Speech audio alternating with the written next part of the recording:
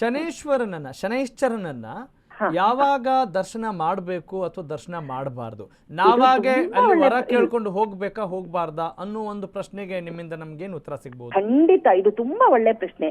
ಇವಾಗ ಇವರೆಲ್ಲ ಹೇಳ್ತಾರೆ ನಾವು ಹೋಗಿದ್ದು ತಪ್ಪು, ಅದು ಮಾಡಬಾರ್ದು ಇದು ಮಾಡಬಾರ್ದು ಅಂತ. ಆದ್ರೆ ಶನೀಶ್ವರನ ದೇವಾಲಯ ಎಷ್ಟೊತ್ತಿಗೆ ಓಪನ್ ಮಾಡ್ಬೇಕು ಅನ್ನೋದೇ ಮರ್ತು ಬಿಟ್ಟಿದ್ದಾರೆ ಜನ. ಯಾಕೆ ಅಂದ್ರೆ ವ್ಯಾಪಾರೀಕರಣ. ಈಗ ಸೂರ್ಯ ಮತ್ತು ಶನಿ ಅಪ್ಪ ಮಗ ಆಗಿರೋದ್ರಿಂದ ಅವರಿಬ್ರು ವೈರಿಗಳು. ಸೂರ್ಯನ ಪ್ರಖರತೆಗೆ ತಾಳಲಾರದೆ ತಾಯಿ ಪಾತಾಳ ಲೋಕದಲ್ಲಿ ಹೋದಾಗ ಡಿಫಿಷಿಯನ್ಸಿಯಿಂದ ಅವರು ಶನಿ ಕುಂಟನಾದ, ಮಂದಗತಿಯಾದ, ಕುರೂಪಿಯಾದ, ಕಪ್ಪಾದ ಅನ್ನುವ ಉಲ್ಲೇಖಗಳು ಬರುತ್ತೆ. ಆಯ್ತಾ?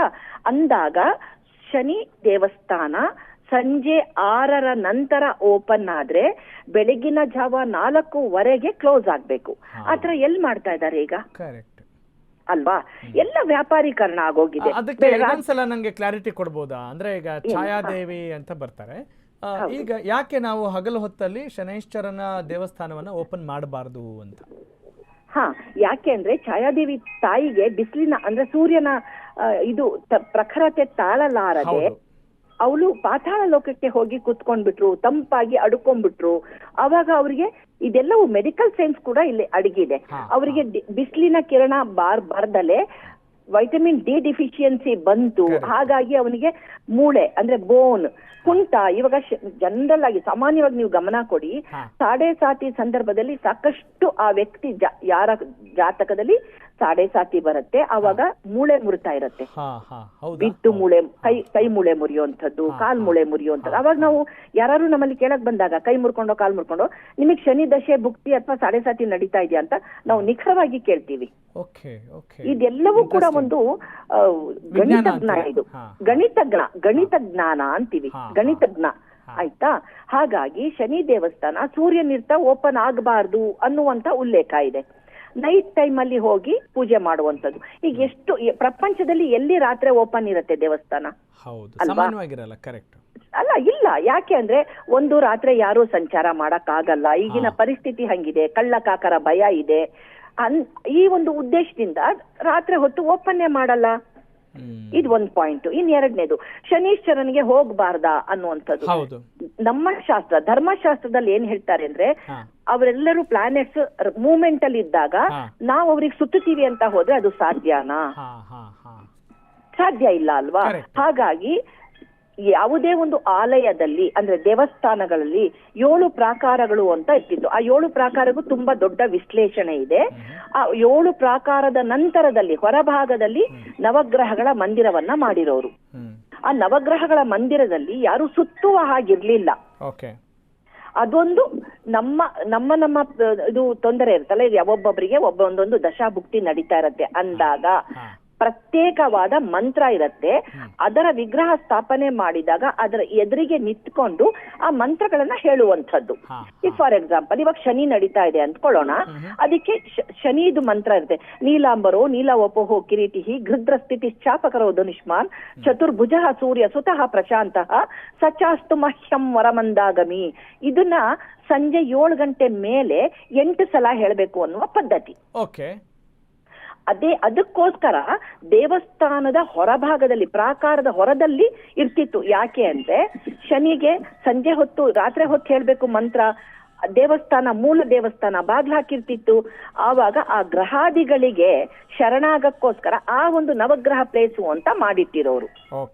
ಆದರೆ ಅದಕ್ಕೆ ಸುತ್ತುವ ಹಾಗಿರಲಿಲ್ಲ. ಅಲ್ಲಿ ನಿಂತ್ಕೊಂಡು ಚಂದ್ರನಿಗೆ ಇಷ್ಟತಿ ಹೇಳ್ಬೇಕು, ಕುಜನಿಗೆ ಇಷ್ಟತಿ ಸಂಖ್ಯೆ ಇರುತ್ತೆ. ಕುಜನಿಗೆ 9, ಸೂರ್ಯನಿಗೆ 1, ಚಂದ್ರನಿಗೆ 2, ಈ ತರ.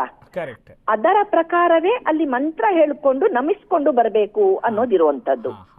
ಈಗ ಏನಾಗಿದೆಯಪ್ಪ, ಇದು ನಾವು ಯಾವುದು ಸರಿ ಯಾವುದು ತಪ್ಪು ಅನ್ನುವ ತರ್ಕಕ್ಕಿಂತಲೂ ಯದ್ಭಾವಂ ತದ್ಭವತಿ ಅಂತ ಬಿಟ್ಬಿಡ್ಬೇಕು. ಯಾಕಂದ್ರೆ ನಾವ್ ಇಡೀ ಒಂದು ಇದನ್ನ ನಾವು ಸರಿ ಮಾಡ್ಲಿಕ್ಕೆ ಆಗಲ್ಲ ವ್ಯವಸ್ಥೆಯನ್ನ.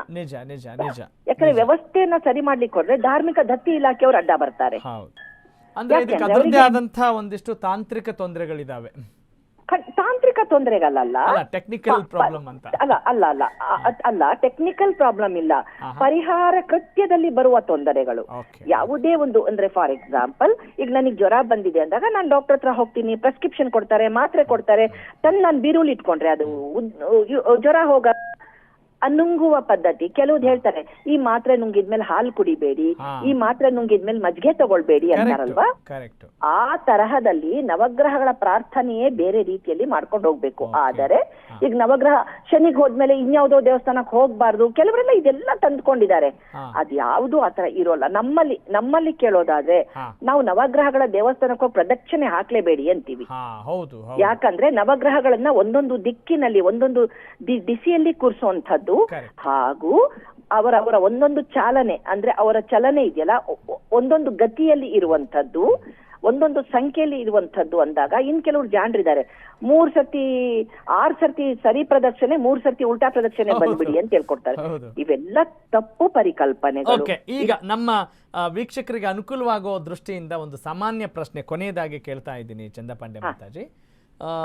ಏನು ಅಂತ ಹೇಳಿದ್ರೆ, ಎಲ್ಲ ಗ್ರಹಗಳ ಒಂದು ಅನುಗ್ರಹ ನಮ್ಮ ಮೇಲೆ ಇರಲಿ ಅನ್ನೋ ಉದ್ದೇಶದಿಂದ ನಮ ಸೂರ್ಯಾಯ ಚಂದ್ರಾಯ ಮಂಗಳಾಯ ಬುಧಾಚ ಗುರು ಶುಕ್ರ ಶನಿಶ್ಚರ ರಾಹುಕೇತು ನಮಃ ಅಂತ ಹೇಳ್ಕೊಳ್ಳೋ ಒಂದು ವಾಡಿಕೆ ಇದೆ. ಅದನ್ನು ಹೇಳ್ಕೊಳ್ಬೇಕು, ಹೇಳ್ಕೊಳ್ಬಾರ್ದು? ಹೇಳ್ಕೊಳ್ಳಬಹುದು. ಯಾಕೆ ಅಂದ್ರೆ ಅದು ಸೂರ್ಯನಿಂದ ಶುರುವಾಗತ್ತಲ್ವಾ, ಸೂರ್ಯನಿಂದ ಅದ್ರ ಪ್ರಕಾರನೇ ಬರ್ತೀವಿ ಅಂದಾಗ ಅಲ್ಲಿ ಆ ಸ್ತುತಿಯಲ್ಲಿ ಶನೀಶ್ವರನನ್ನು ನಾವು ತಗೊಳ್ತೀವಿ, ಅವಾಗ ಅದ್ರ ದೋಷ ಬರೋದಿಲ್ಲ.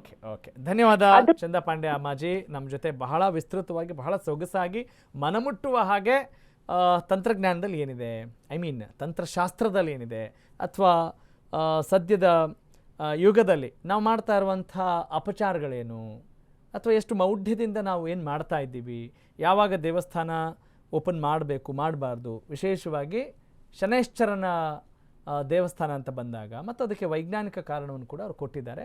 ಮತ್ತೊಮ್ಮೆ ಅವರಿಗೆ ಧನ್ಯವಾದಗಳನ್ನು ಹೇಳ್ತಾ